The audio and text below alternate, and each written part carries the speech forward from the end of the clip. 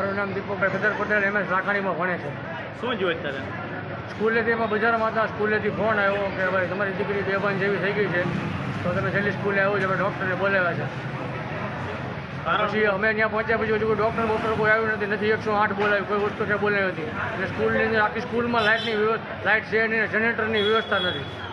અને ગરમીના મારે છોકરાને ક્લાસમાં બેસાડી રાખ્યા છે.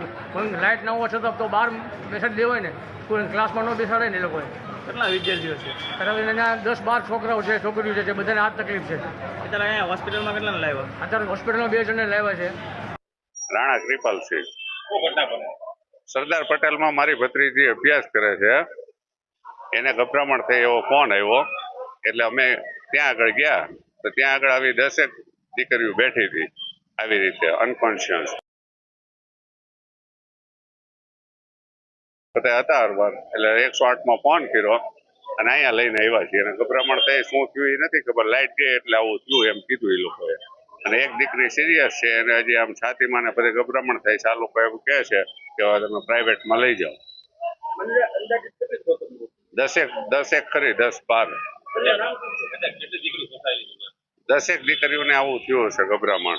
એ લોકોને 8-9માં ધોરણમાં. સરદાર પટેલ. દિલીપસિંહ ભરતસિંહ રાણા.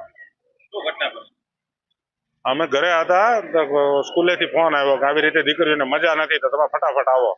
અમે ત્યાં ગયા ત્યારે અનકોન્શિયસ હાલતમાં મારી દીકરી અને સાથે બીજી 2-4 દીકરીઓ ત્યાં આગળ સુવડાવેલી હતી. અમે જેને પૂછ્યું કે ભાઈ આ શું થયું, તો કે ના આ લોકોને સફોકેશનના હિસાબે આવી રીતે થયું. પછી ત્યાં અમે ઊભા હતા તો એટલી વાર અડધી-પોણી કલાક તો અમારે પહોંચતા થઈ છે. એની પહેલા અડધી-પોણી કલાકથી બનેલો બનાવ. આ લોકોએ 108 ન બોલાવી અને કોઈને જાણ પણ ન કરી. અને અમને જાણ કરી, અમે પહોંચીએ એટલી વાર તો લાગે. અમે જઈને પછી 108 ને અમે ખુદે ફોન કરીને એમને બોલાવી અને 108માં લઈને આવ્યા. દાદરા ઉતરવા માટેની કોઈ વ્યવસ્થા નથી. ત્યાંથી ખુરશીમાં અમે તેડીને 8 જણા અમારા સગા સંબંધીઓએ ભેગા થઈને હેઠી ઉતારી.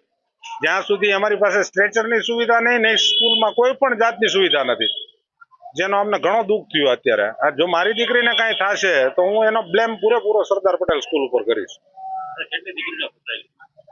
મેં જોઈ ત્યારે 7-8 દીકરીઓની અનકોન્શિયસ હાલતમાં હતી.